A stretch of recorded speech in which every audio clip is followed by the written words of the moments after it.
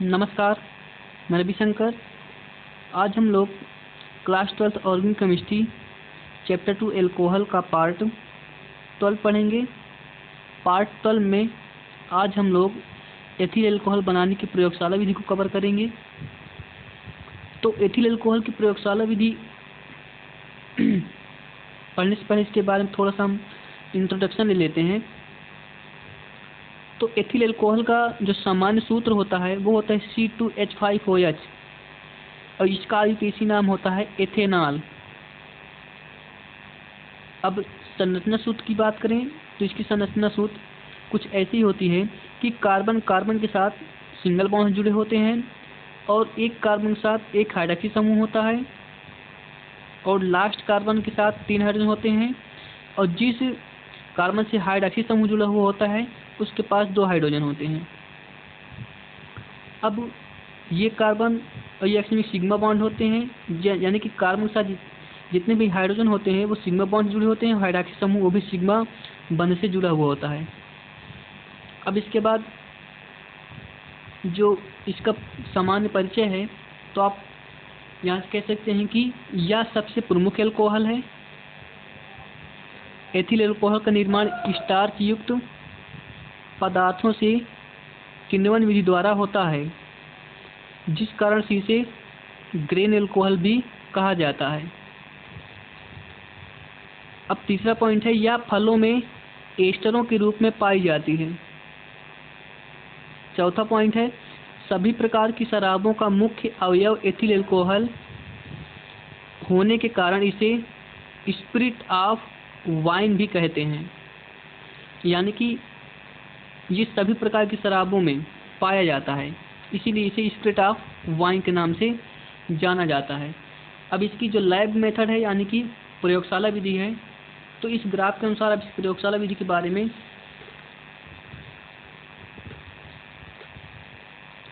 Theory note कर सकते हैं। तो जैसे कि ग्राफ में दिखाया गया है लैब मेथड, तो देखेंगे कि ये ध्यान से कि इसमें उपकरण लगे हुए हैं, यानी कि चित्र के अनुसार हम उपकरणों को व्यवस्थित कर लेते हैं। चित्र के अनुसार उपकरण को व्यवस्थित कर लेते हैं, फिर उसके पश्चात गोल पेंदी के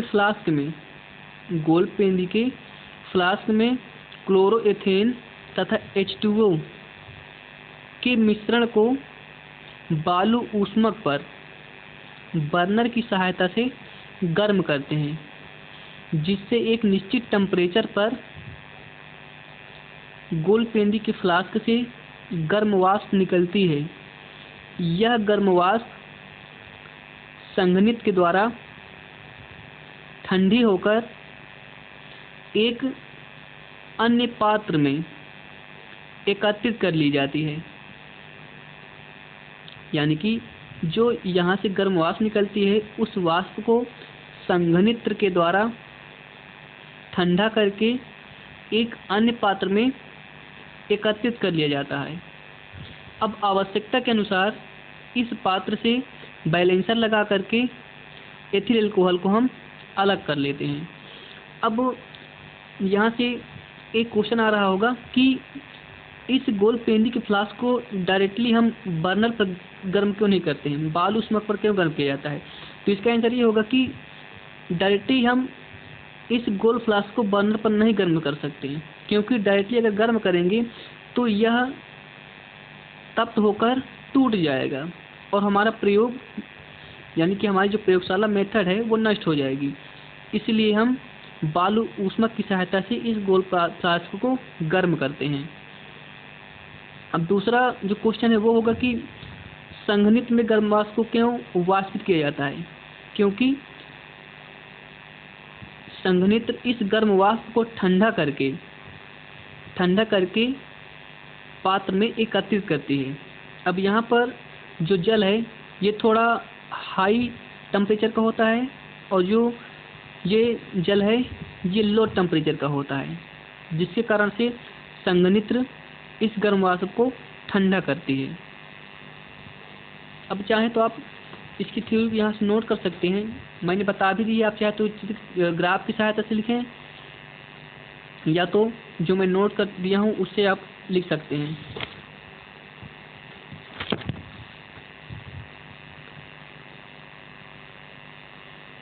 तो जैसे कि इसमें लिखा गया है कि एथिल अल्कोहल की प्रयोगशाला विधि में उपरोक्त चित्र के अनुसार उपकरण को व्यवस्थित कर लेते हैं तथा गोल पेंदी के फ्लास्क में एथिल क्लोराइड तथा जल के मिश्रण को बालू ऊष्मक की सहायता से बर्नर से गर्म करते हैं। तो एक निश्चित ताप पर गोल पेंदी के फ्लास्क से एथिल अल्कोहल की गर्म वाष्प निकलती है, जिसे संघनित द्वारा ठंडा करके एक पात्र या फ्लास्क में एकत्रित कर लेते हैं। आवश्यकता अनुसार फ्लास्क से एथिल अल्कोहल को बैलेंसर लगाकर अलग कर लिया जाता है। अब बैलेंसर एक प्रकार का उपकरण होता है। अब रिएक्शन की बात करें तो आपको पता है कि जब क्लोरोथेन की अभिक्रिया जल से कराई जाती है तो जल के पास H+ और OH- आयन होते हैं। तो अब यहाँ देखेंगे कि जैसे कि यहाँ पर क्लोरोथेन तो CH3 CH2 Cl और यहाँ पर जो H2O है इसको आप लिख सकते हैं H और OH, यहाँ पर माइनस और यहाँ पर प्लस। तो होता क्या है कि H इस Cl को लेकर निकल जाएगा और OH आकर यहाँ जुड़ जाएगा, तो हो जाएगा आपका HCl plus CH3 CH2 OH। तो ये था गोल पेंदी के फ्लास्क में होने वाली अभिक्रिया। अब इसके बाद है मेथड, यानी कि एथिल अल्कोहल बनाने का मेथड। तो सबसे पहला मेथड है आपका एथिल हाइलाइड के जल अपघटन से। एथिल हाइलाइड के जल अपघटन से, यानी कि जब एथिल हाइलाइड को जलीय पोटेशियम कार्बोनेट या जलीय सोडियम कार्बोनेट की उपस्थिति में जलीय पोटेशियम हाइड्रोक्साइड या तो जलीय सोडियम हाइड्रोक्साइड के साथ गर्म किया जाता है तो एथिल अल्कोहल बनता है। यानी कि एथिल हाइलाइड यानी कि X हाइड्रोजन समूह है, तो यहाँ पर X की स्थान पर आप फ्लोरो, क्लोरो, ब्रोमो और आइडो ले सकते हैं। तो जैसे कि एथिल हाइलाइड तो आप लिख सकते हैं यहाँ पर C2H5Cl प्लस एथिल हाइलाइड का जलीय पोटेशियम, यानी आप लिख सकते हैं NaOH एक्वस जलीय अवस्था में। तो होता क्या है कि ये सोडियम इस Cl को लेकर निकल जाएगा, यानी KCl और NaCl और OH यहाँ पर लग जाएगा C2H5OH। अब चाहे तो लिख सकते हैं C2H5I प्लस KOH एक्वस। तो होता क्या है कि यहाँ से KCl KI निकल जाएगा, OH आकर यहाँ जुड़ जाएगा, तो C2H5OH। इस प्रकार से बन जाएगा आपका एथिल अल्कोहल। तो रिएक्शन आप यहाँ से भी नोट कर सकते हैं। तो आप सेल की स्थान पर BrCl आप ले सकते हैं। अब अगला है एथिल एसीटेट के जल अपघटन से, यानी कि जब एथिल एसीटेट का जल अपघटन अम्ल तथा अथवा क्षार की उपस्थिति में किया जाता है तो उत्पाद में एथिल अल्कोहल बनता है। तो एथिल एसीटेट का जो सूत्र होता है वो होता है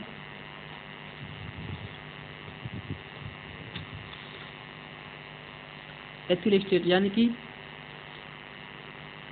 CH3COOC2H5।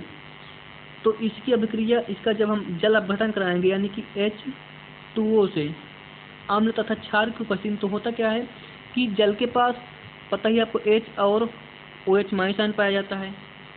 तो यहाँ से C2H5 इस OH को लेकर के निकल जाएगा, तो बन जाएगा आपका C2H5OH और ये H आकर यहाँ पर लग जाएगा, तो बन जाएगा आपका CH3COOH। तो ये था एथिल अल्कोहल और ये है एसिटिक अम्ल। तो ये रिएक्शन यहाँ पर दिखाई हुई, आप यहाँ से भी कर सकते हैं।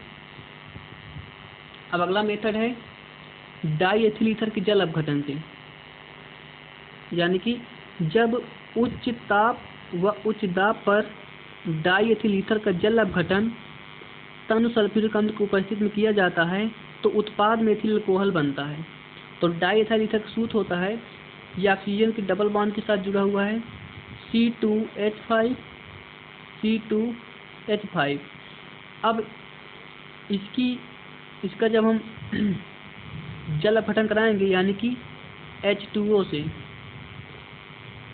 तो जल अपघटन कराने पर होता क्या है कि यहाँ से ये पार्ट टूटता है, इसके पास होता है H+ और OH- आयन। तो ये पार्ट टूट कर ये C2H5OH को ले लेगा, तो ये बन जाएगा आपका C2H5OH। अब यहाँ से वाले लिखा, यहाँ पर H लग जाएगा, तो C2H5OH। तो अब आप इसको लिख सकते हैं 2C2H5OH। तो ये बन जाएगा आपका एथिल अल्कोहल। मैंने क्या बोला कि यहाँ से ये बॉन्ड ब्रेक होगा, तो C2H5 यहाँ से OH को लेकर निकल जाएगा। अब इसकी एक वैलेंसी ओपन हुई तो ये आकर यहाँ लग जाएगा, तो 2 टाइम्स C2H5OH बन जाएगा। अब इसके बाद आप देख सकते हैं कि रिएक्शन को यहाँ पे भी दिखाया गया, आप यहाँ से भी नोट कर सकते हैं। तो अगला मेथड है आपका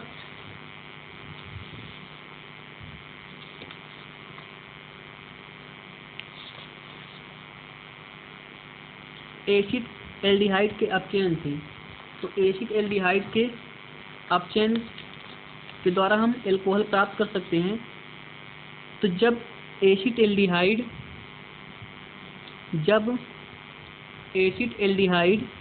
का अपचयन लिथियम एल्युमिनियम हाइड्राइड या ईथर या लेड की उपस्थिति में किया जाता है तो एथिल अल्कोहल बनता है। तो जो एसिड एल्डिहाइड है उसकी जो संरचना होती है वो होती है C+O, यहाँ पर CH3 और यहाँ पर H। जब इसका आप अपचयन कराते हैं लिथियम एल्युमिनियम हाइड्राइड के द्वारा तो होता क्या है कि इसका पाई बॉन्ड टूट जाता है, क्योंकि डबल बॉन्ड के साथ एक सिग्मा एक पाई होता है, तो सिग्मा एक पाई बॉन्ड ब्रेक होता है। तो पाई बॉन्ड ब्रेक होने से होता क्या है कि इसकी वैलेंसी इस रूप में ओपन हो जाती है, यहाँ पर CH3, यहाँ पर H, यहाँ से C, अब सिंगल बॉन्ड पर हो, यहाँ वैलेंसी इस तो यहाँ एक हाइड्रोजन यहाँ लग जाएगा, एक हाइड्रोजन यहाँ लग जाएगा। तो आप इस लिख सकते हैं कि यहाँ पर CH3 इस कार्बन के साथ 2 हाइड्रोजन जुड़े हुए हैं, तो CH2 और एक हाइड्रोजन समूह, तो ये हो जाएगा एथिल एल्कोहल। अब इसके बाद है एसिटिक अम्ल के अपचयन से। तो एसिटिक अम्ल के अपचयन से यानी कि जब एसिटिक अम्ल तथा एसिटिक अम्ल के व्युत्पन्नों का अपचयन लिथियम एल्युमिनियम हाइड्राइड की उपस्थिति में किया जाता है तो एथिल एल्कोहल बनता है। यानी कि जब हम एसिटिक अम्ल यानी कि इसकी जो संरचना है इस रूप में है, CH3 और यहाँ से आ जाएगा OH और C+O का जब हम अपचयन कराते हैं तो होता क्या है कि जो ये एक हाइड्रोजन है इस OH को लेकर निकल जाएगा H2O। अब एक हाइड्रोजन यहाँ पर लग जाएगा तो आ जाएगा कुछ इस रूप में CH3, यहाँ पर H आ गया, तो इसके 2 हाइड्रोजन खत्म हो गए, एक हाइड्रोजन तो OH को लेकर निकल के H यहाँ पर लग गया। अब इसका एक बॉन्ड ये ब्रेक होगा, तो जैसे ही ब्रेक होगा तो ये इस रूप में आ जाएगा, तो एक H यहाँ लग जाएगा, एक H यहाँ लग जाएगा। तो अब आप इसको लिख सकते हैं कि इस कार्बन के साथ CH3 जुड़ा हुआ है, यहाँ पर आ जाएगा CH3। अब इसके पास 2 हाइड्रोजन है तो CH2 और OH, तो ये बन जाएगा आपका एथिल अल्कोहल। अब इसके जो व्युत्पन्न है आप देख सकते हैं एसिटिल क्लोराइड और इसके बाद है एथिल एसीटेट और यहाँ पर आपका है एसिटिक एनहाइड्राइड। तो इन सब के व्युत्पन्नों से भी आप प्राप्त कर सकते हैं। अब इसके बाद जो अगला मेथड है वो है आपका एथिलीन से, एथिल एमीन से। तो एथिल एमीन का जब एथिलेमीन की अभिक्रिया हाइड्रोजन नाइट्रेट से सोडियम नाइट्रेट व हाइड्रोक्लोराइड की उपस्थिति में किया जाता है तो एथिल अल्कोहल बनता है। तो होता क्या है कि जैसी अभिक्रिया हम इससे कराते हैं तो सबसे पहली बात, जो यहाँ से OH है इसके एक H को लेकर निकल जाएगा और नाइट्रोजन पार्ट अलग हो जाएगा, यानी कि CH3 CH2। अब इसके बाद सिंगल बॉन्ड से N और इसके साथ 2 हाइड्रोजन लगे हुए हैं इस प्रकार से। अब इसकी जो संरचना है वो है इस रूप में नाइट्रोजन, अब इसके डबल बॉन्ड साथ तो हाइड्रोजन ऑक्सीजन लगा हुआ है, और फिर यहाँ पर आ जाएगा आपका OH, तो ये इस रूप में जुड़ा हुआ होता है। तो होता क्या है कि ये यहाँ से ये बॉन्ड ब्रेक होता है। अब यहाँ से ये नाइट्रोजन पार्ट अलग होता है, तो ये नाइट्रोजन इस नाइट्रोजन को लेकर निकल जाता है और ये OH इस H को लेकर निकल जाता है। अब जो ऑक्सीजन बचा हुआ है तो यहाँ से एक वैलेंस के साथ ऑक्सीजन और एक वैलेंस के साथ हाइड्रोजन लग जाता है, तो H2O। या तो आप बोल सकते हैं कि ये दोनों बॉन्ड ब्रेक हुआ, इस दोनों हाइड्रोजन को लेकर के निकल गया H2O। अब यहाँ पर नाइट्रोजन पार्ट खाली हुआ तो नाइट्रोजन इस N के साथ N2 ग्रुप में निकल जाएगा और ये हो जाकर यहाँ जुड़ जाएगा, तो ये बन जाएगा आपका CH3 CH2OH एथिल एल्कोहल। तो आप चाहे यहाँ से कर सकते हैं या तो मैंने यहाँ पर कर दिया, आप यहाँ से भी नोट कर सकते हैं। फिर इसके बाद है फॉर्मल्डिहाइड तथा ग्रिग्नार्ड अभिकर्मक से।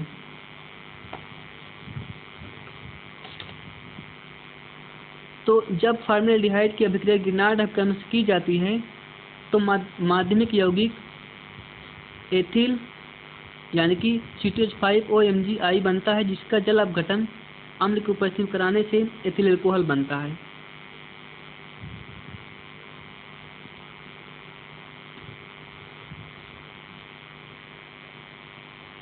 तो अब यहाँ से आप देखेंगे कि ये फॉर्मल्डिहाइड है। अब यहाँ से इसका आप चयन कराएंगे तो होता क्या है कि इसकी संरचना आप देख लें, यहाँ पर